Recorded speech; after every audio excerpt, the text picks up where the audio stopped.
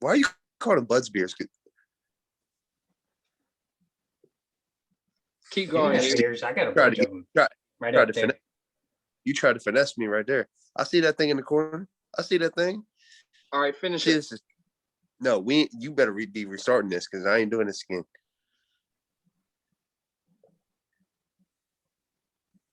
I'm not saying it another time. Cut the thing off. Welcome to episode 10. This is part 2 coming back to y'all. Kish No, in the second can't half. do this. Hugh, you got something to say again. Hey, bro, I noticed the wardrobe change. What's up? What's up with the swap? What'd you do different? It'll take 10. I need to finish my drink. What do you got on? Oh, Klay Thompson. Klay Thompson. Oh, okay. You went from one injured player to the next. I got you. Yeah. This is episode 10, aka Problems, part 2. This is round 2 as well. We're going to cover the Western Conference, and I see Hugh's getting started. Is Klay potentially the problem for the Golden State Warriors or Steph Curry? We'll find out. Once again, we got our special guest, B. YB, your Bud 36. What's up, B? How you doing over there, bro? You get something to sip on, keep you awake?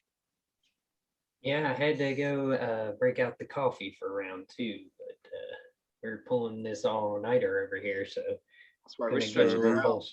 We're gonna be tired. Hugh, what you got going on over there? I'm currently putting from the last podcast. We're rolling now, boys. Say it again. I said I had the AirPods charging. I needed to put them in. I had them charging from the last podcast, but we're rolling now, boys. Oh, we're rolling now. Okay. How y'all feeling out there? We're live. Hugh, this is our 10th when episode. I say that, Hugh, this is number 10. How are we living? What do you keep? Yeah, I'm aware. When I say how's everybody living, you're like, I think they're fine, and then you go cop what I say. Hugh, do you want something different after the 10th episode? I mean, I know we got to get going here, but this is number 10. You can't be doing that either. This is number 10. So we got to, do you want to do something different for the next 10? This is big, man. Nope. Starting I'm going off to do what podcasts, I do. Sometimes don't podcasts do make you. It this far. Quote Russell Westbrook. Don't do they. Do you. What is you, Hugh?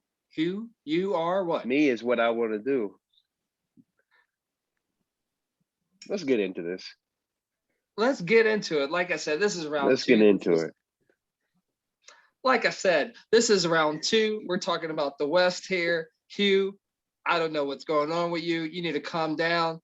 Less sips on the passy over there.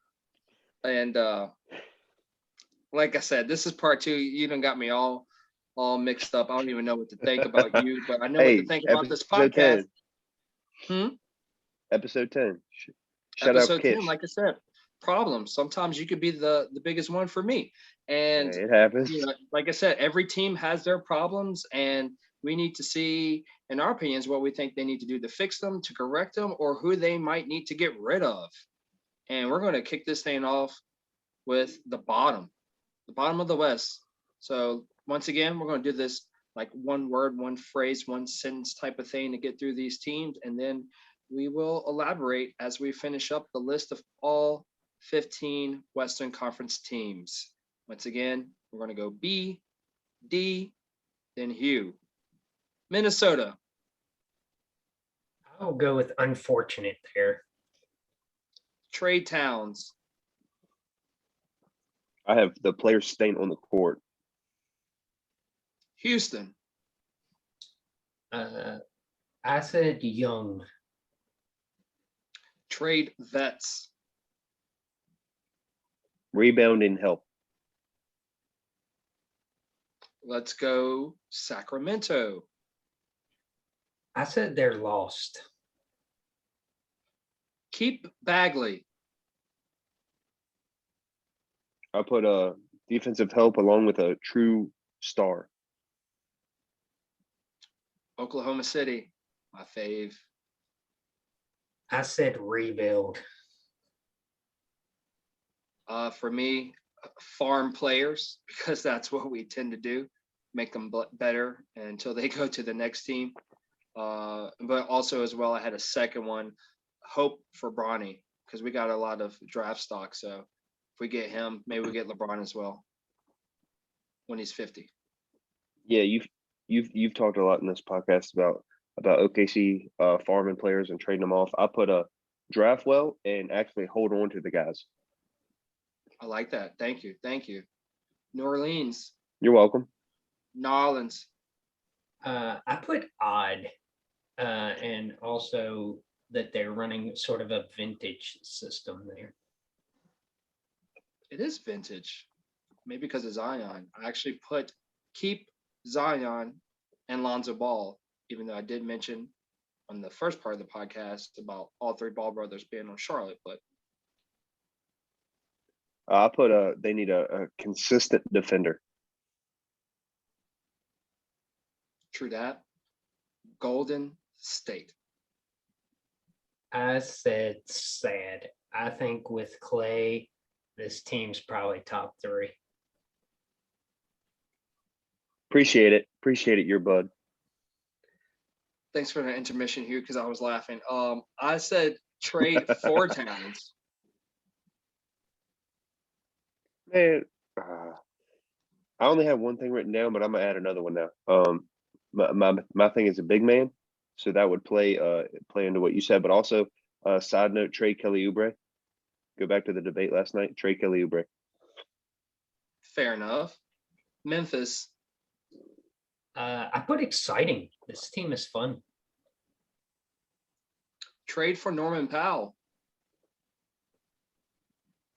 I put get you guys healthy. They all need that. Dallas. I put on the rise. This team has got a bright future with this core. Yeah, I think they might be slightly underperforming to start off the season, but hopefully they turn things around. Big man. Hey, I couldn't have said it better myself. I have written down big man. How about you said man big? That works too. Go The ahead. audience Say will get it. what I'm saying. Say it. Man big. San Antonio. I put overperforming here. I think Greg Popovich is doing more than this roster should be. I have Towns in parentheses, but that's because my actual statement was redraft Tim Duncan.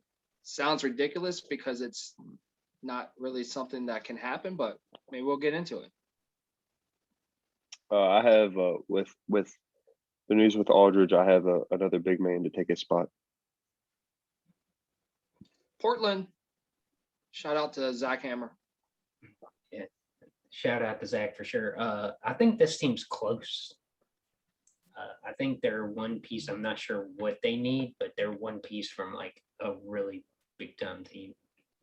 I'm gonna follow that up because I had third all-star or a superstar. I put staying healthy. We'd like to see that too. They do have some pieces out. Denver. Yeah. I put that this team's deep. I'm not sure who you lean on specifically or who your go-to is, but this team is deep and talented. That's what she. Denver. I had time to grow. They need time to grow. Yeah, I agree with your bud. They're deep, so I just put players not getting hurt. Los Angeles, the Lakers. Which- Shout out to Cuz. okay. Shout out to Cuz. Cousin Fred. I said rest. These guys need to rest up, get on the healthy train, and get ready for a push. Yeah, rest.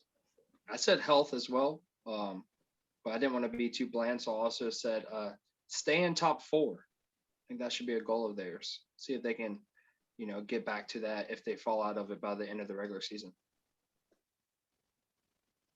Yeah, I put shooters and big man. A little bit of everything. Los Angeles, Hugh. Los Angeles. Clippers. Let's go to B. My clips. I said unproven. I don't see anything to show any different than what they've had before, but I don't know that adding or taking anything away is really the answer there. I think this team is constantly going to be good, but not destined for greatness, and it's really unproven that they can be great. My word, personalities. Yeah, I put, they have plenty of people shooting the perimeter shot. I have someone that can score inside. Phoenix. Shout out to the Tavern Geek. Oh yeah, Tavern Geek for real. I appreciate the guy over there and what he's doing with that. I put unexpected. This team basically didn't change anything and went from a bottom team to a top team. Like their talent all of a sudden manifested. I was not expecting this team. Yeah, shout out to Chris Paul. I put Aiton because I feel like he needs to stay at playing at a consistently high level. And Hugh, don't get too close to the camera. And also, he needs to play like he is an all-star or like he plans to be an all-star. So that's what I want to see. Hugh, now you can get closer. Yeah, Get in there. yeah. First. Get all up in it. Closer. I had Stop talking. Closer. I had agreed. Like I said Closer. earlier, with the Nuggets Closer. players No, not getting stop. hurt because Start they're over. already deep. You're mumbling. Start over. Get close to the camera and start over. I can't because I need to look at my paper. But I had I agreed with the Nuggets earlier. I said, they're already deep enough, so players not getting hurt. So I just reciprocated that with the Suns players not getting hurt, staying healthy for 'em. I can only imagine what would happen if Chris Paul went down for that team. You're right. And that wraps up the West there. Let's get into it. So what do y'all got? I'm just messing with y'all. I'm just messing with y'all. Y'all know I'm just joking because of missing out on Utah. Dang, Hugh, you actually agreed? Thought we were done? Bro, it's on Dude, I didn't everybody's remember. list. I didn't remember. It's on everybody's list. It's a joke. We got to shout out to Utah because the running I gag. had Utah at the very bottom of this list. Man, you over here nodding like, yeah, let's go ahead and jump into it. I forgot. Yeah, everybody does, including LeBron and Durant. Utah, B. Overlooked. This team is constantly slept on, and they're constantly winning basketball games. Yeah, that's a great point because they are slept on. I put more good luck, and I'll get into that in a moment. Yeah, and I just put they're pretty set. I just think they could improve on a perimeter defender. Also want to add another word, unforgettable. You forgot them yourself. We had to do a second podcast because you forgot to talk about them. You might as well put debate on the end on the caption of this because I'm gonna go at you on a couple of these teams you said. You sound kind of feisty. I mean, I know we're staying up pulling an all-nighter, but man, what did you sip on? Man, some of this good old H2O over here, brother. Oh, that whole clear motor oil. Show the container. It's for paint, not motor oil. Lead poisoning, even better. Okay. So let's start at the bottom again. Minnesota. Let's just go straight to the bottom, Drake style. Oh Lord. What Hugh, can we go say? ahead, Hugh. You all revved up. I'm sorry, B. What one of y'all flip a quarter? It don't matter. B can go. B can go if he Heads or wants. tails? Heads or Your tails? bud. Heads or tails? Tails. B. So this team is something else. Like I put unfortunate because they have struggled a lot with injuries and sickness and inconsistencies, and there's quite a bit of talent on it, and it's really unfortunate to see how much they've fallen because they were a contending team for a long time. There have been questions about Towns and his commitment to be a leader and be a winner. Obviously, you can't discredit that from what is showing, but I'm kind of on board with UD. I feel like it's time to move on from Towns. He doesn't seem to want to be there, and I think they should try and get some value out of him before he walks. And but yeah, it's just so unfortunate with what's happened to him during this whole pandemic as well. Obviously, that's not helping his motivation. And yeah, I just wish him the best in whatever he goes to go in the future, but I don't see Minnesota as his place to stay right now. Who you want to follow up with that? Yeah, yeah, I'll follow up on that. Yeah, I had players staying on court. Notice I didn't say healthy. You know, they've had three individual players with a lot of talent that have missed time for different reasons. You have Carl Anthony Towns, who has missed a while for COVID.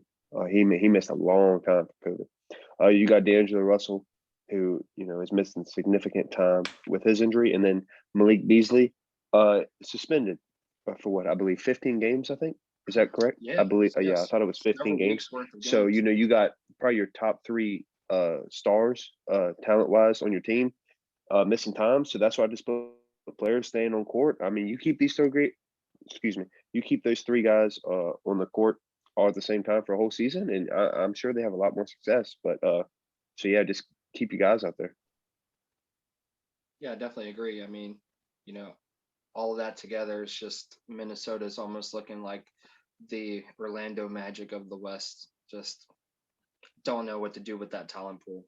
I don't have much to say because like I said, I had trade towns. I think that's enough for me. Let's put it together. Houston, Sacramento, and Oklahoma City. Uh, Honestly, I tell you what, I like what Houston's got right now, but I think they need some time.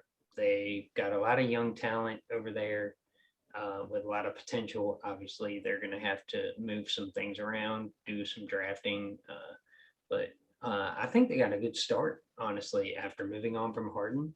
I think they got a lot of good pieces. I think it's just going to take some time and some leadership to get them where they need to be.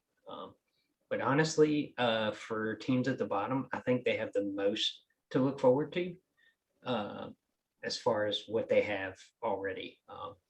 Oklahoma City, they just need to rethink their organization. I think they are um, sort of in more of a spot like Orlando, where they have all kinds of talent kind of speckled around everywhere, but they're not utilizing it at all. And I think they just need a whole new look there in Oklahoma City, in my opinion. And Sacramento, they just look lost. I don't know what they have going on, why they're putting these players together, or how it's even going to work.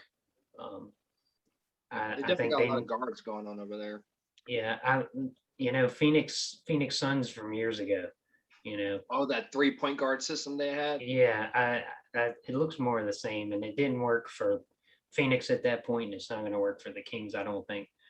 I think they need some more leadership in their front office, their GM, and I think some changes need to be made as an organization, not just from the player standpoint in Sacramento.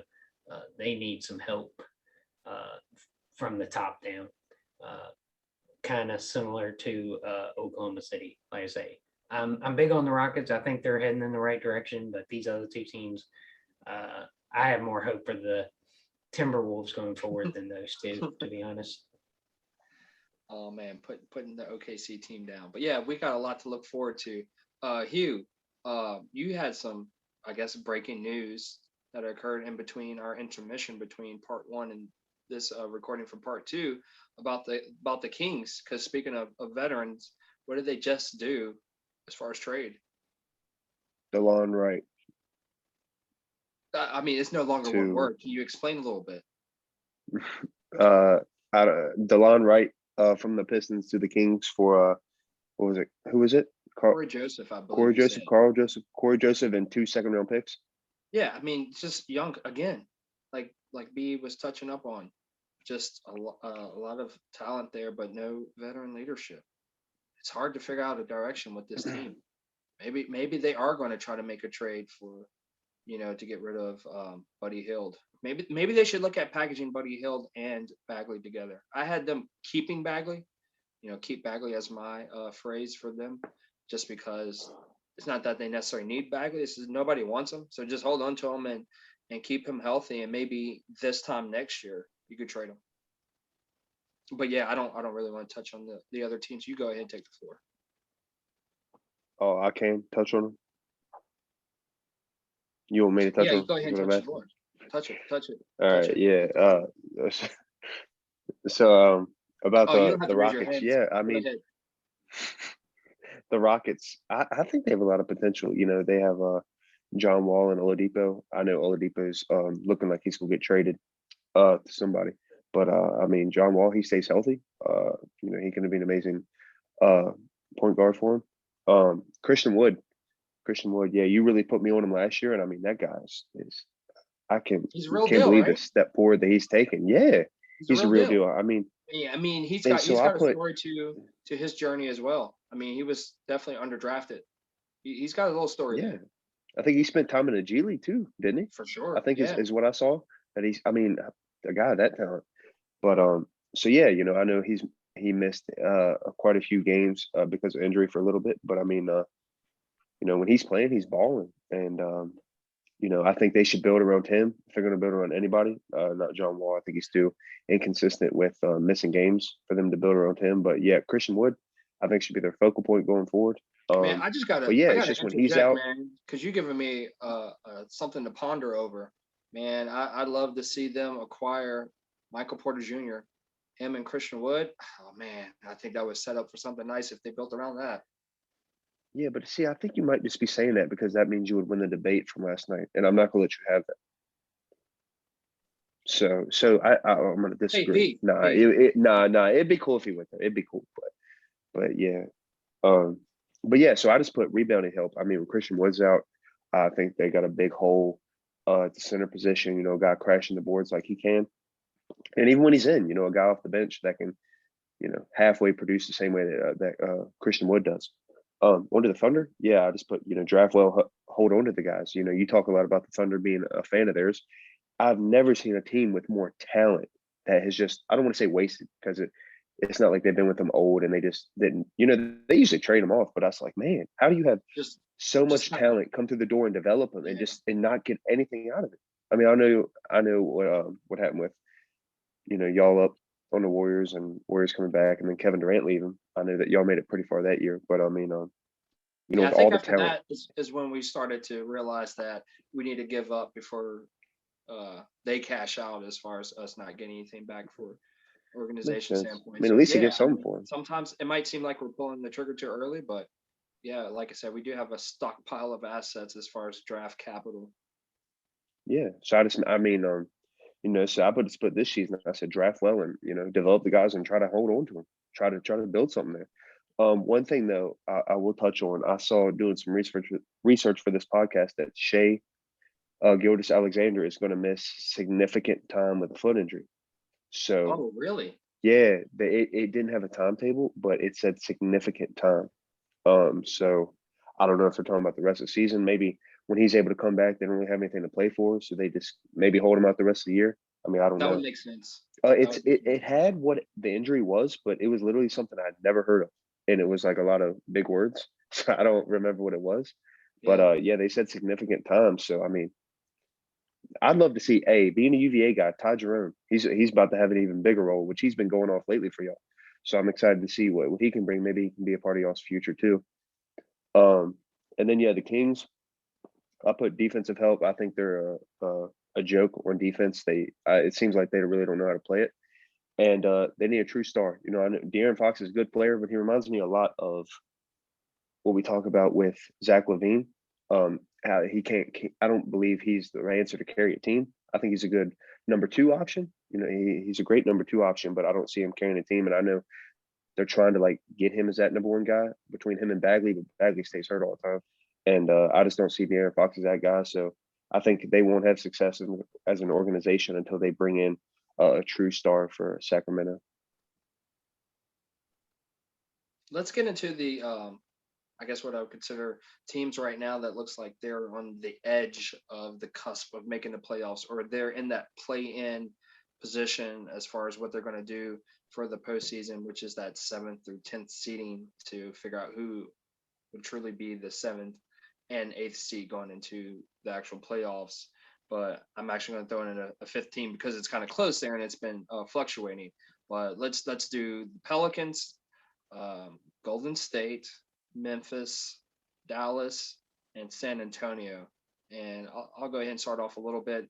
Dallas, I feel like they will probably be the seventh seed or higher, possibly, because I had high hopes for them. So just seeing what they could do in the market, I had big man is what they're needing. So potentially they could snag that up and put them in a more comfortable spot. Maybe they don't have to enter their play-in battle for the playoffs. San Antonio, I feel like they're probably going to fall. I had redraft Tim Duncan, and what I meant by that is, and I had Towns in parentheses. They need a player kind of like Karl Anthony Towns, who is kind of dedicated to playing for their organization. Unfortunately, like to the point where they don't really are in a hurry to move as far as to a new team, but also just to be there and support, I guess, the system and the management. Of course, that's assuming that Greg Popovich sticks around a little bit longer. But outside of that, let's see, Memphis. I would say Memphis. Like I said trade for Norman Powell. Maybe if they can give up Dylan Brooks and something, or just straight up Dylan Brooks, I think Memphis is definitely on the cusp of being in the top 8 when it comes to the time to do the play-in situation. So I think that would be an upgrade there because he's playing very well and he's a great defender.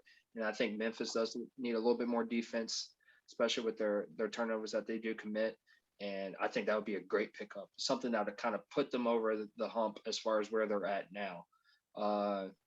New Orleans, I had, keep Ball and keep Zion. Like, I really like Lonzo Ball in this situation paired with Zion. I don't know if they're not giving him enough time or they just figure that, okay, we can get something else for Lonzo out there. But I think he fits well in their system. And I think that if you develop them two and you keep Ingram, you've got a lot to work with. So I'm not sure exactly what they're expecting to do right now. I mean, they do look like another team that can make the playoffs and be in that play-in tourney, but you still got to give some of these younger teams some time.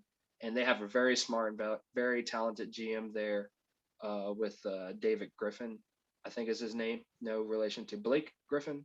So I do like that situation. That's what I recommend there. And last but not least, in this little segment here, Golden State, I had put trade for Towns. They have done business, obviously, here in more recent past with Minnesota. And they acquired Andrew Wiggins with the trade involving D'Angelo Russell. Once again, we talked about this yesterday. I don't think they necessarily traded Wiggins thinking he was the better player, just possibly the better fit because of the positioning of where D'Angelo Russell would be playing, trying to be in the mix with Klay Thompson and Steph Curry would make them kind of a smaller team versus getting somebody like Wiggins. But I don't know who they would give up, or if they could just send Wiggins back with Kelly Oubre, with Wiseman and a pick and get Towns. I think, if you had that potentially as a what if, you're talking starting off, what is that? You're talking about starting off with Klay Thompson, Steph Curry, Draymond Green, and Karl Anthony Towns. You could for sure bet that they'd be able to snag another like free agent on the cheap or a veteran guy that could fill in some of those other roles and kind of have that powerhouse team again. Shout out to Joe Sly. I'm gonna send this video over to him, and if he is listening to this segment, that's my what if. And I think that why not trade for Towns? If Minnesota's willing to deal him and you could work out a deal, go all in, push the chips in your favor and make the big gamble. Hugh, you're laughing awful lot. You don't have confidence in your own team? Of course I do. You think Minnesota would be willing to accept Kelly Oubre for Karl Anthony Towns trade? Think that's doable? I mean, how dumb do you think the Minnesota Timberwolves actually are? I mean, hey, when they had at the this point, chance at least to sell Wiggins, they Oubre jumped on plays. that. At least Oubre plays. Oh yeah, send them Oubre, but that's not going to be enough. Not nearly. Your best bet would be keeping Oubre and dealing Wiggins and Wiseman and some picks. Oubre could be that filler. He could be the 3 men in that system if you potentially had Seth, Klay, Oubre, Draymond, and Towns. Scary starting five. Heard it here first. B. So I'm going to be a little contrarian here, and I don't know how I feel about the Draymond and Karl Anthony Towns pairing. After the experience with Jimmy Butler and Karl Anthony Towns and how that went, I don't know how he responds to somebody with that type of personality. Actually, we saw him regress with that type of interaction. I think the Warriors need Draymond more than they need Karl Anthony Towns. Like I said about Golden State, it's just sad because they have a really good team. They're one piece away, and that one piece is Clay. And unfortunately, he's hurt. One of the best shooters, one of the most overlooked shooters, because he has the dynamic shooting of Steph on that team. But Clay is an excellent defender on the perimeter, as well as being a prolific shooter. And him not being on the court really impacts that team. Just like when Draymond's out, those two players, as much as Steph is like the showman and the go-to guy, I feel like without Clay and Draymond, that system just doesn't work. And I don't know that, let's say, adding a Karl Anthony fixes their problems. I think they just have to do the best they can this year until Clay comes back, and hope that those three can stay healthy and build back to the team that they had while they're all still relatively young.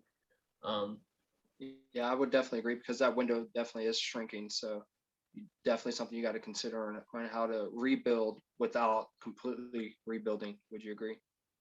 Yeah, I agree. But like I say, I don't think that Karl Anthony with his personality melds super well with Draymond. I could be wrong, obviously, but I don't see it working. As far as the other teams in the mix, I do like what Memphis is doing. I think they're very dynamic and energetic, and there's a lot of potential there. And I would love to see them kind of shake things up in the playoff race. I think they can beat some good teams as long as Josh stops trying to dunk on everybody. And I hate to see him get hurt, because he's fun to watch and he's dynamic and his game is progressing. And honestly, another injury would probably set back his progress, and I wouldn't want to see that. I agree with UD. I think the Spurs fall. They're overperforming right now because Pop is an excellent coach and he knows how to maximize his talent. But with Aldridge inevitably leaving, whether it be trade or buyout, I think that you're going to be hard to fill that talent void. Even though he's not contributing a lot, it's still his talent level is making a difference, and I don't think you fill that void easily. So I see them falling down. The Pelicans, I think Zion and Lonzo Ball are great. I think their system is archaic, and it doesn't really lead to success in the NBA today. Zion needs to be able to stretch the floor, and I think he has the potential to. I've seen his shot. It's not a really high jumper, but with his height and strength and his ability to create space for himself, it might not need to be. I think they're embracing a system that is probably just not the way of the future, and it's going to be a detriment to Zion's career if they don't start stretching the floor with him. And if they want future success or success this year, they need to go away from that old school Shaq style offense and start stretching the floor more, as well as utilizing his athleticism for closing distance and getting out into space. And I think Lonzo is probably a good building block for that, but it looks like they probably are going to trade him. And I wouldn't be surprised, but I don't think it's the right move. But we'll see going forward. I don't look for them to rise at all until they rethink what they're doing. Dallas, I think they're going to continue to improve. I think they've underperformed so far, but they're on the rise now. Adding a big man in there will probably continue to help their chances. And I look for them to even potentially climb if they start getting everybody healthy and working together and add that little bit of rebounding and rim protection. Let's get into, before I forget, because I don't want to forget, let's jump all the way to the top. Let's jump to the Utah Jazz. Which one of y'all want to pick that up? Go ahead, Me, your I'm a bud. little bit of straight. Honestly, Utah is a very complete team. I don't think they even need to move anything around. I think D hit it right on the head when he said keep the luck up. They have avoided injuries. They've avoided sickness. This team is got an amazing starting five and a lot of bench depth. And I would say that as long as they continue to play like they've been playing, they should see success like they've been seeing. And there's some teams that can give them a fight, but they are their record is definitely a show of how good this team is, and they need to stop being overlooked because they are a really good team that needs some respect. Yeah, your description matches perfectly what I would have described for the team. Yeah, definitely. Yeah, what I meant by good luck, you hit it hard there. Yeah, just staying healthy, staying out of COVID situations, and they're having everything that the top teams need as far as court time with all their players, different lineups, experimenting with that, team chemistry. I mean, they're very well bonded. They have a mix of veterans and young guys. They have definitive leaders, definitive role players. Coaching's great. I mean, like I said, the only other team that I could compare that should be like this, in my opinion, would be the Denver Nuggets, because they have a team that kind of mirrors this in that overall aspect, in my opinion. So, yeah, just more good luck to Utah, because I don't think they need to change anything. It's just a wait and see game, see how far they make it. And even if they don't make it super far this year, just keep going with what they got. Yeah, I agree with what y'all are talking about. I think it's a shame that Utah keeps getting overlooked. You probably got, probably the defensive player in the year this year with Rudy Gobert, and probably the sixth man of the year with Jordan Clarkson. This year, if I had to say, their starting lineup is solid. Their bench is solid. They're pretty solid all the way around. It's a shame, like I said, they keep getting overlooked. But yeah, I mean, it was hard to choose something they really need. I just said perimeter defender, a little better one. They lack in that category occasionally. So I mean, just maybe someone to solidify the defense on the perimeter. But I mean, besides that, yeah, deep playoff run for Utah. Great. Yeah, they should be deep. I mean, like I had touched up on before, they could have easily been in the same situation that the Denver Nuggets were in last year. I mean, those teams were back and forth. So who's to say that the Utah Jazz wouldn't have been in the Western Conference Finals? But speaking of which, with the Denver Nuggets, actually, I'm not going to get into that yet. Let's do Portland and Phoenix.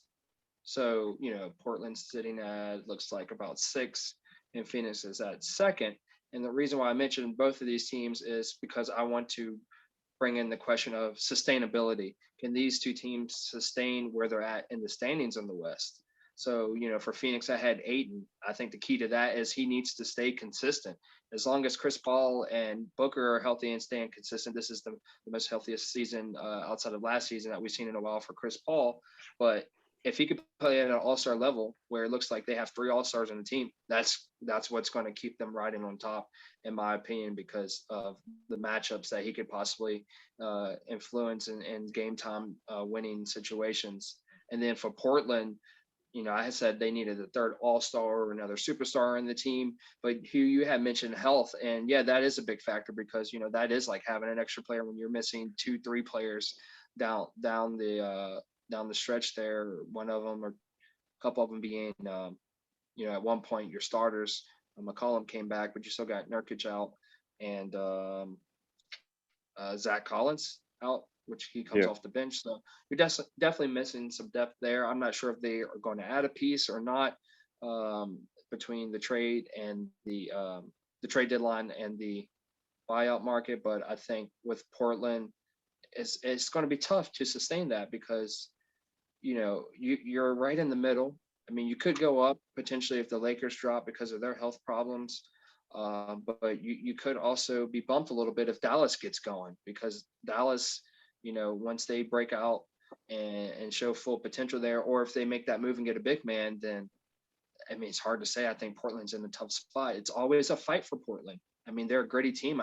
They have their players put their heart and soul in there, especially behind their leader and Damian Lillard, who's a floor general and a vocal leader, and the best player on the roster. So he does everything for them in a sense of sorts. But also the other players and his sidekick and McCollum definitely does step up in situations what helps out a lot. But to me, they're just in an awkward spot like usual, where you expect them to make the playoffs, but it's kind of a shakeup where they're going to be.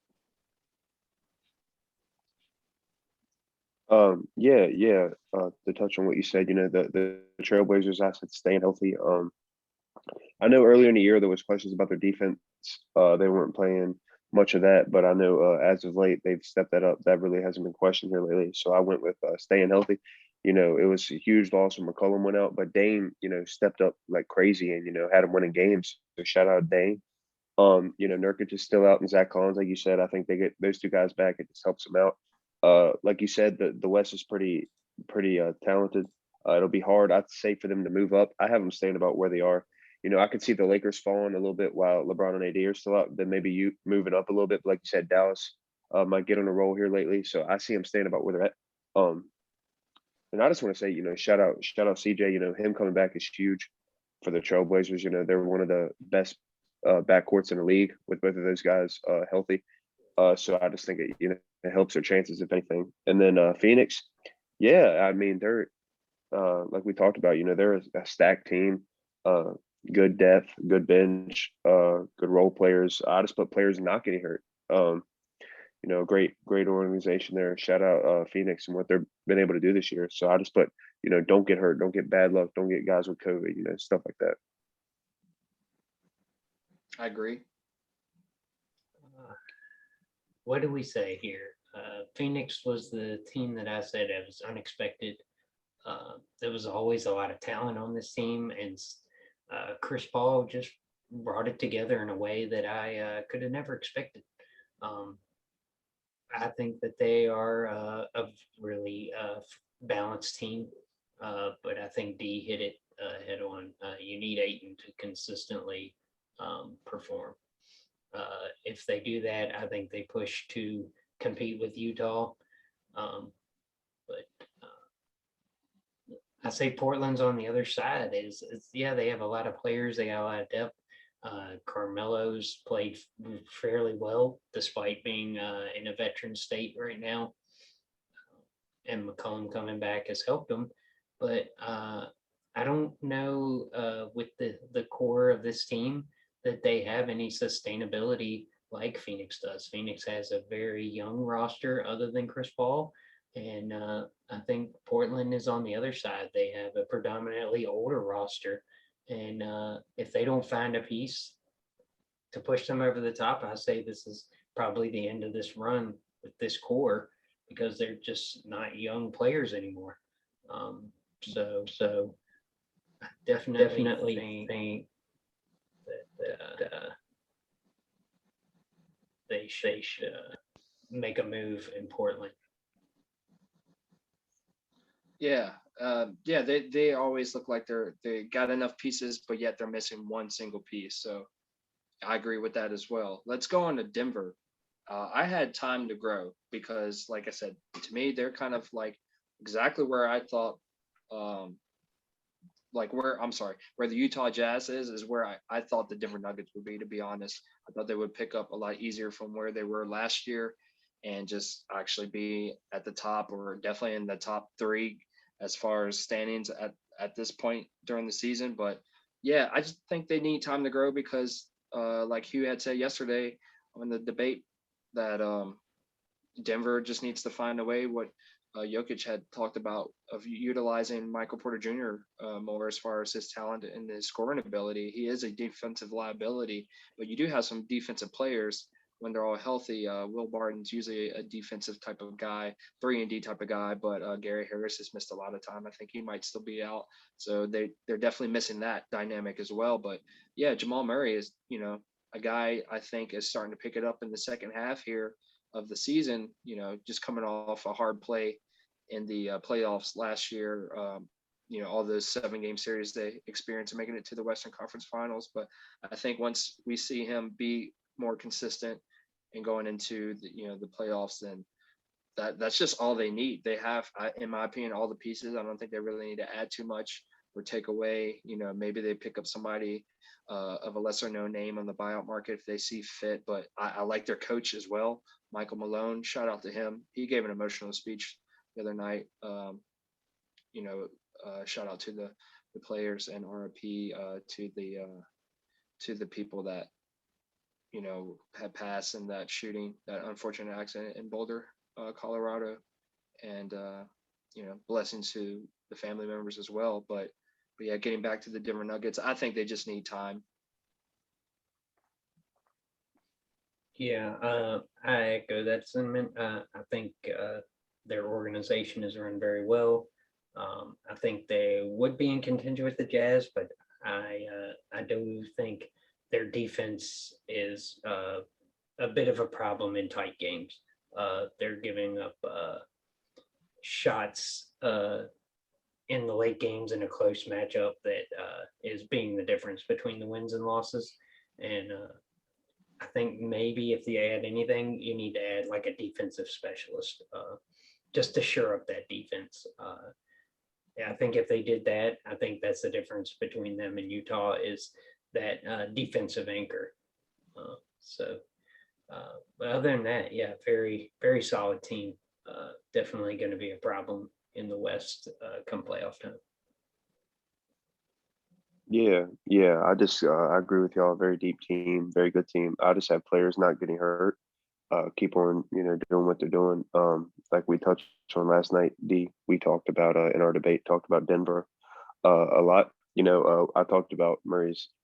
I called it inconsistency. You called it lack of rest. I think is a good way to describe it. From he was pretty not very good to start the season, but you blame that on all the effort that the bubble took from him. So that's understandable. But now he's seen a kind of got his groove again. So he keeps playing like they are. I think they'll be able to do a little bit in the playoffs. He gets inconsistent again, and Jokic will have to carry that team. So we'll see how far they'll be able to make it with just him. But yeah, they play consistently. Keep Michael Porter Jr. involved, like you touched on. And yeah, that's all I got to say about Denver. Okay. Well, if that's all you guys say about Denver, that leaves Los Angeles. 2 teams left, and they're both in LA. Clippers and Lakers, in-town rivalries there. For the Clippers, I had personalities, which I probably could have put that in the first part of this podcast with B had mentioned with the Brooklyn Nets. But yeah, definitely what I mean by personalities is that vocal leader. They don't have that Draymond Green type of guy. You would think maybe Patrick Beverley could be that type of guy, but we saw it last year. No accountability there because they just fell apart. Who do you trade? Kawhi Leonard or Paul George? I mean, they're giving it another shot here, but if it blows up again, it just looks like this whole setup was a complete bust. I mean, they can't afford another early round exit, so maybe they do need to pick up something. Maybe I'm missing something here, but I mean, to me, personality is the biggest thing. They try to blame Doc Rivers. We see what he's doing over there in the East this year. They got Ty Lue, who is a coach that has a winning experience and won a championship as a coach. So, I mean, it just, to me, all relies back onto the players. I think Steve, not Baldwin, what's his last name? Steve Ballmer, the owner. I mean, he's definitely investing into the team, talking about getting them a new arena of their own to play games in the near future. So, I mean, this guy is all in. So everybody is all in, but maybe the players are not, for me, all in. I mean, we saw Montrezl Harrell leave in the offseason, which was a questionable move that he actually chose the rivalry team that's right across the gym. So, I mean, for me, I think that's just what it boils down to for me. Personalities. One word actually does sum it up for me. And then the Lakers, yeah, obviously health. I mean, we obviously have to talk about the Lakers because they're defending champs for one, but two of basically the top five, if you want to debate top 10 players in the league on the same team. And, you know, they're definitely feeling the effects of that because, you know, these guys can carry games, LeBron especially because of how he is and what he's consistently done throughout his whole career. So they definitely need rest, like B said, because that's part of the health is resting, but they also need to recondition for the postseason. So I definitely do see them trying to come back for a few games towards the end of the regular season. But yeah, and I also had said stay in the top four. So not necessarily meaning that they had to stay in the top four this whole period for the rest of the season, but like as far as like stay in the top four when it comes towards the end of the regular season. So if they do slip, if LeBron's able to come back before AD and pull off some games, or they do make a trade that keeps them in the top four, either or, you know, there might not be any true home court, but as far as travel purposes, I think you had mentioned before, somebody had mentioned that's vital there. Um, so yeah, that's the goal. So the obvious is health and rest, but the goal for them is to stay in the top four. We've seen LeBron on the East finish in various rankings as far as seeding going into the playoffs and still make it to the finals. So yeah, he is LeBron for a reason.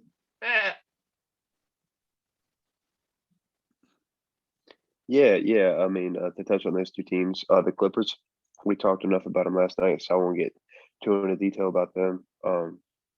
I put someone to shoot inside, like another big. I think the loss of Montrezl Harrell is big for that team, and I know they got the Serge Ibaka now, but I've been I don't want to say disappointed in his performance, but it's not up to the amount of dominance that I thought he would bring to that team. So I would put I think that team relies a little too much on their outside shot, the perimeter shot. So I put just someone to help them score inside. I think that would help them a lot. Then the Lakers, yeah, I agree with what y'all are saying. Rest and healing for their players and stuff. But I have down a guard and a big man. We've talked about Lakers a lot on this podcast, and I think a guard. I think they got some shooters for the Lakers, but none that are extremely consistent, in my opinion. A guy that I've been saying that I think would fit in perfect there was Joe Harris. He had a big role in the Nets, and then with all the additions they made, his role has not diminished, but it's taken a big hit. And I'd love to see him go to the Lakers, and he's he at least was I'm assuming still is, but leading the league in his 3-point percentage. It was actually over 50%, which is extremely impressive. And it wasn't just one or two shots he was taking a game; it was quite a few. So shout out UVA there. But yeah, so I would love to see a guy like that, come in there and see the amount of difference he'd make for that team, and then another big man.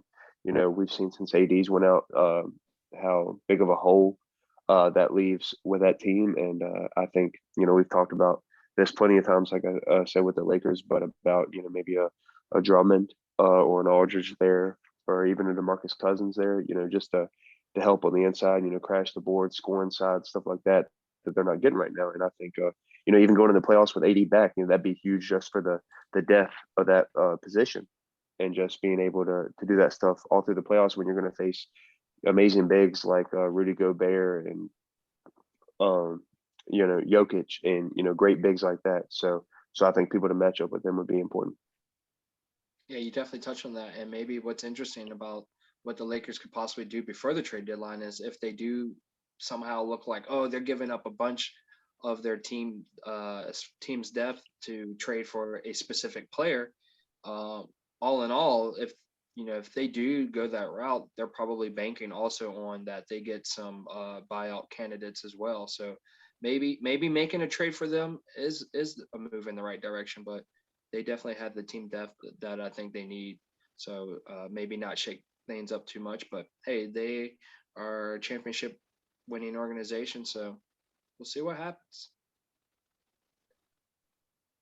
Yeah, I think I've touched enough on the Clippers for me. And I think D hit it on the head. Which one do you trade, Paul George or Kawhi Leonard? Because Their talent alone is obviously going to get you wins, but it's not showing any playoff success. I don't know why these teams build with two similar players. I haven't seen it work. It's not working here. I think you need two types of players that play different roles in order for that type of system to work with multiple stars. And these guys play a similar game. There's no leadership in the Clippers on the floor right now, despite having good coaching and a good front office. I think that the players they have just aren't the right mix. And like I say, hopefully they'll decide what player to part ways with, and they bring in something else to compete.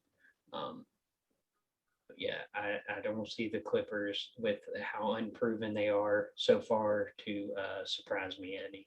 The Lakers, I'm not worried about them. Eventually, LeBron and AD are going to get healthy. They're going to be in the playoffs. They're going to make a deep run. And so if they getting a top 4 seed would help them, to have not so hard of a road to the finals. But to me, them, the Jazz, and the Nuggets are the teams that I'm going to be watching going forward. But yeah, if the Lakers can add another big man to take some pressure off of AD, I think that would help. And another shooter never hurts if they can add one for a good deal and not sacrifice too much. But yeah, they're in a good position. Their roster's in a good spot. And whenever you have LeBron James, you always got a chance, in my opinion. So he's still the most dynamic and versatile player in the game. And we'll see how much longer that lasts because there are some up and comers. But yeah, for right now, yeah, I'm not worried if I'm a Lakers fan. Yeah, I mean, yeah, they have a lot to still work with and a lot of options out there. And like I said, they're a championship caliber organization all the time, for most of the time. So yeah, definitely, definitely just something to watch. But yeah, we we made it through this grind of late night, all night. Got a snack, got a coffee, had an intermission. I mean, this has been great. We did practically every team. Maybe a little bit more AD, detail with the West over the East. What's up? hey, you mind if I ask your brother a question real quick? Is the question regarding basketball? Absolutely, yeah. Absolutely, I love to I, hear I that would you I would shoot just like basketball. his take. His take. B, you were talking about the Clippers and trading one of them. So if you had control over that, which of those two superstars would you put on the trade block? I'm not gonna lie to you. I think Paul George has shown over and over that he's not the guy that you're going to use to win. I think you move him. Thank you, B. That is the exact argument I argued last night. Trade PG. I mean, it does make sense. Of course, I don't think B was able to listen to the full podcast from yesterday. My argument was you trade Kawhi Leonard because you can get more back from him for him. But you'd have So more success with Kawhi. So. you Uh, probably would. So it's kind of a checks and balance. I think, yeah, Kawhi does yeah. provide a chance at more success, but you still have to bring in the right personnel either way.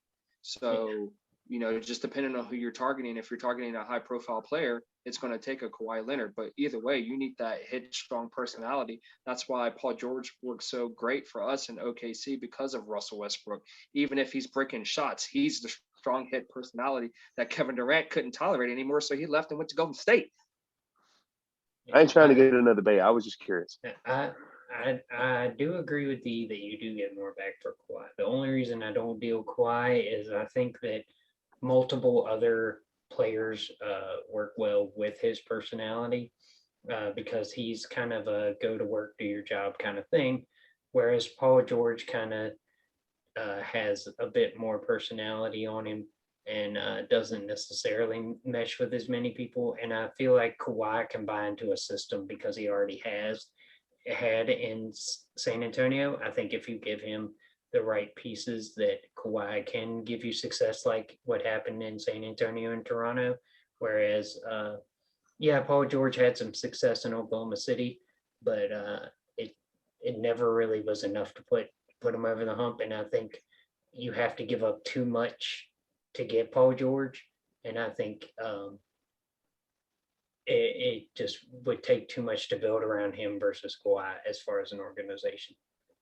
Now, I'm not trying to get into a debate all over again or reiterate what happened yesterday, but I'm kind of getting into my car salesman pitch here with you and Hugh. Let me go to so I can see both of y'all at the same time. Now, look, Let's hear this. the thing with Kawhi is one word, Hugh, is what we ended the debate on. What is, it's not one word, it's two words, but it's broken down between two letters. What is it? I What mean, is the thing? you were What talking is about the like thing a with what vocal is the guy, thing like a with vocal guy. Kawhi I Leonard mean, over the years? what'd you say? Okay, the answer is load management. So that's my problem there. Oh, We're going to see what yeah. happens this year because he's playing an extensive amount of games compared to the previous years. Unless you bring like a Toronto Raptors team into the Clippers and rebuild with that around Kawhi, you know, we have to admit that the Toronto Raptors, when they traded DeMar DeRozan, they still had the other players there that, you know, essentially made it as a number one seed, but you upgraded DeMar DeRozan to Kawhi Leonard, and then when Kawhi played in the system with the Spurs, you had a Hall of Famer head coach and Greg Popovich, and then three other Hall of Famers on that team. So yeah, he's great, and he definitely makes a big impact on the team. But when you're considering the fact that he does more load management now, if this season doesn't work out the way they hope with him playing more games, I think he's going to see back to that that load management technique because it's going to be like, hey, we need him for the playoffs. That's one of my biggest issues with them as well. It's like, okay, you get Kawhi Leonard, but unless you got a team like the Golden State Warriors or AKA the Brooklyn Nets, where Kevin Durant can sit down and two other superstars can take over, sure, rest Kawhi Leonard and he'd be great to go for the playoffs. Be what you got over there. I'm gonna really blow everybody's mind here. All right. I don't think unless you put them on with other Hall of Famers, either one is a great option to build around. I feel like that's the same. They're just plugs. And that was what was basically my debate yesterday as far as, you know, if you had to wrap it up, you just hit the nail on the head there, is because that's just the way it is with those two players. So which one can I get more value back from? Because if we're not really truly building around them, we just need more people or better people around them, like as far as filling out a whole team. And I feel like I could get more pieces back with the Kawhi Leonard than I can of Paul George after last year's playoff series. I think Kawhi still has more weight because he is the talented player. So my argument is that he is the better player. So he is more tradable. I don't disagree. I think you don't go wrong with trading either or both. Yeah, just get rid of both. I mean, if this blows up after this year, if they end up in the exact same spot, yeah, definitely send them to the East because that's where everybody's going since LeBron James came to the West. I say, like I say, you can plug those guys in like a big time team like a Golden State or like what they used to have in San Antonio, what they had in Toronto. But I don't think those guys, especially not together, is the way that you build a championship team. I think they're more of a be quiet and do your job kind of guys, and you can't have two of those guys to win a championship. You've got to have those guys with the fire in them in order to make that push. And oh, for sure. I think maybe who you might have mentioned yesterday, if they traded Kawhi to like Denver, you know, if they gave up MPJ and some other pieces and trade assets and he was able to go to Denver with Jamal Murray and Jokic, yeah, that would be great. Or what I was saying, if Paul George had the opportunity to go to Golden State, he could be a third splash brother. That would be great. He's averaging slightly over three-pointers made per game this year. I mean, we know what he can do. It's just like we all talked about the accountability when it comes to playoffs. So if they're basically each a number two or number three option as far as leadership on the floor, then that would be great because of the accountability or the lack thereof, in my opinion. So what it sounds like to me is basically if we had to redo this and sum up the Los Angeles Clippers with a word or phrase, it would be trade their superstars. yeah, That's I the agree. bold prediction there. I agree. I think it's the best thing that they could do as an organization to start building. So I mean, sorry to the Clippers fans out there. I mean, yeah, they could certainly prove us wrong and do this year what they should have done last year, but definitely if you think, or you're one of those people that think this is what's going to be happening as a repeat of last year, then yeah, obviously that's not something they're going to consider doing right now, but it's almost inevitable if they definitely repeat. Any more final words? Hugh, you got any more questions like that? Nope. Your bud just he brought up trade one of them, so I thought it would be a good segue. I was Oh just yeah, curious on for his sure. opinion. I know there was our main event last night, probably our most heated conversation. So I figured I'd get another third party's input on that. Yeah, if y'all didn't catch that, go back and watch the KISH debate from yesterday. What was that? March 23rd, I think. It'll It's say the KISH debate. Yeah. You So had I yeah, think you had PG versus Kawhi on the title, yeah, it was didn't you? definitely PG versus Kawhi. So I took the what seemed to be the harder angle in choosing PG, keeping PG and trading Kawhi. But yeah, yeah, I'd like to thank both of y'all for being on here and staying up late. Tomorrow is a work day for all of us, so you know we're gonna have to sleep on this, but definitely got to get this content out there because tomorrow by 3 p.m. Eastern Standard Time is the trade deadline. So it's interesting to see. So as a final wrap up, just real quick off the top of your heads, as far as this discussion goes between the first part and the second part, who wins by the weekend? You know, I'm not sure how long it might take for pickups as far as buyout market. That could be more than just this weekend, but from the East and the West, which team do you think would win this trade deadline / buyout market? I'll go first. I'll say Philly wins because if they add any more pieces without losing much, I mean that's just my gosh, that just is gonna geez Louise. That's all I gotta say. Geez Louise. So I would say Philly for the East for me, but you know, Boston needs to do something. But Philly, like I said, that would win it even if they just picked up one guy because that'll put them over the top for me. And for the West, I don't know. I don't know what's going to happen in the West. So I'm just going to take the easy road. And I want to say Dallas, but I'm going to take the easy road and say the Lakers because they're just a smart organization. I think we might see something weird happen, or maybe they don't do anything and just wait for maybe a Drummond buyout. And I think if they got Drummond, that'll be huge for them. So I'm going to say whoever gets Drummond could be the biggest winner in either conference, but I'm feeling like might lean more towards the Lakers. So I'm just going to go bold prediction and say the Lakers for me on the West and Philadelphia 76ers on the East. For the East, go ahead, B. Y'all I both think, do one at a time, East and East, West and West.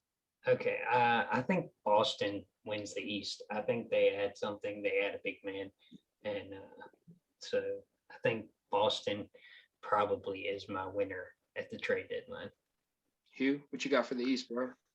Yeah, I'm gonna go a little different route here. I'm gonna say that the Raptors win, and I'm gonna pick the Raptors because I don't expect them to get anybody. But the trade of Kyle Lowry, I saw tonight they whooped up on who they played, Denver, I believe, or Yeah. one of the head teams, and they beat them by 20 something. And I was looking at the numbers, and Siakam had I think close to 30.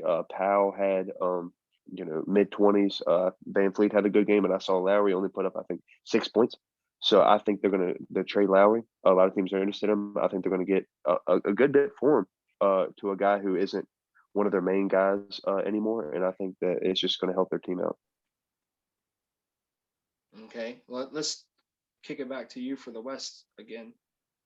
B. Okay.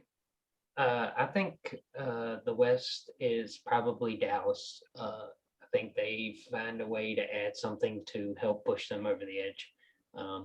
I do think that the Lakers are probably going to get something done, but yeah, I just had a feeling Dallas is going to get a piece to help push them over the edge. Anything specifically you're leaning towards as far as Dallas picking up, or like position wise, or even an exact player that you're thinking of? I think they probably add another shooter, but I wouldn't be surprised if they add another big. But I think that they add a shooter. Okay. Well, could be Norman Powell. We'll see. Hubert. Yeah, looking at the list, I hate to be repetitive here, but I think I would have to go Lakers.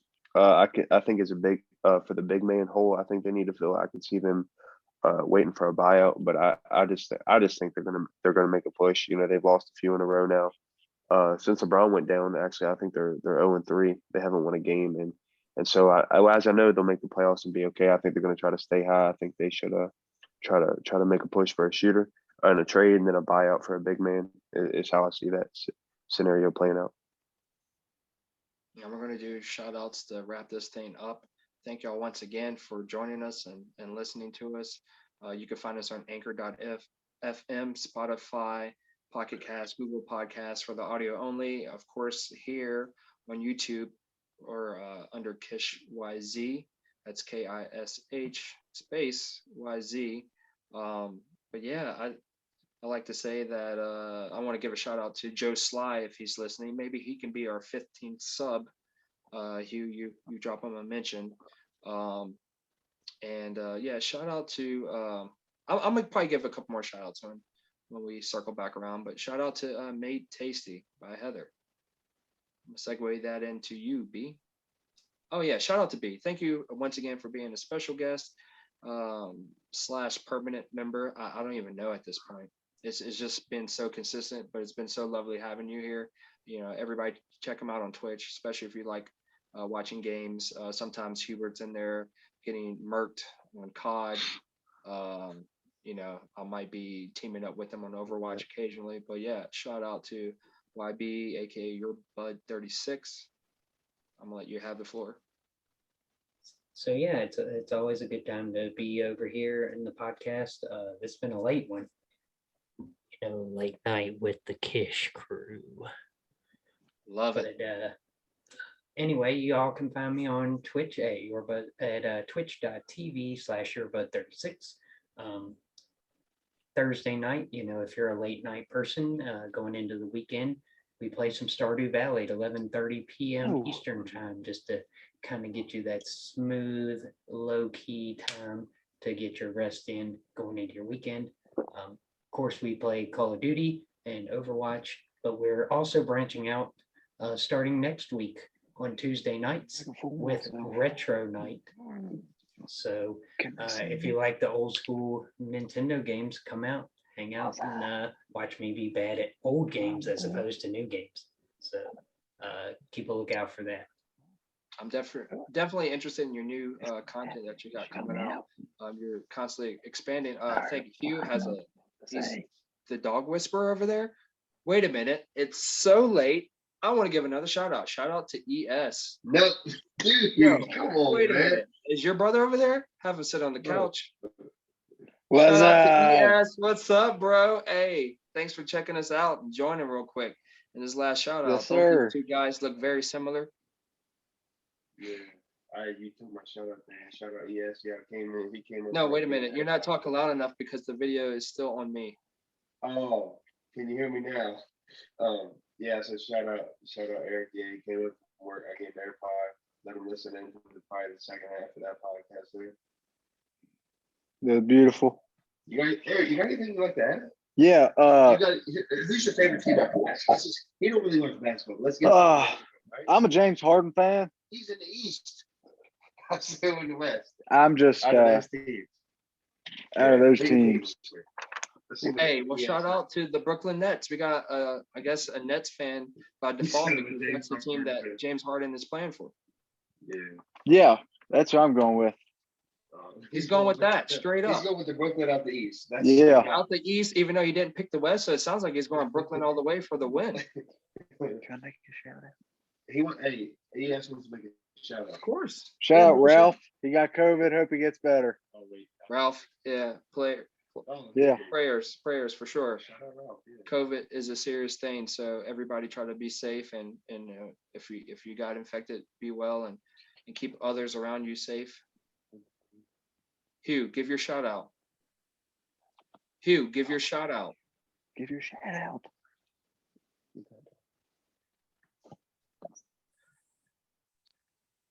Once again, I like to reiterate that B is over here Groot, and I'm in the multiverse because look, it's Groot again. So I have my special guest, my two favorite co-hosts here, and a new co-host, See what he did? and guest appearance, ES, and then there is Hugh. We don't know what to call him. We don't know what he is. We don't know how he ended up here. All we know is that he has a Hugh Weekly. Hey man, it is 3:30 in the morning. It's way too late for you to be taking the shots of me. This is for Dwayne. Shout out to Dwayne at work because he loves taking shots at you and he is a subscriber. Show Dwayne your new merch because I don't know if you felt good about your old merch. Yeah, there you go, Dwayne. There you go, brother. Show the sides. Okay, that was awfully quick. Yeah, All shout right, out, give shout out D. Shout out D, man. Yeah, me and your bud and cousin Fred. Yeah, you took care of us together. You got us a gift. You got us each a hat of our team. So shout out D, man. Shout out for taking care of us. Shout out D. Yeah, bro. Thanks, man. Yeah, I gotta show the homies some love. Hopefully we get Cuz Fred on here tomorrow. And yeah, we keep rolling with this thing. I greatly appreciate y'all being here. Like I said, once again, hey, throw it up, guys. This was episode 10 for us. Say something, Hugh. Say something, B. Get the camera on y'all. Throw up the X. Des Bryant. Episode 10, let's go. And thank y'all. And once again, everybody, this has been Kicking in the Second Half, aka KISH YZ. Peace and love.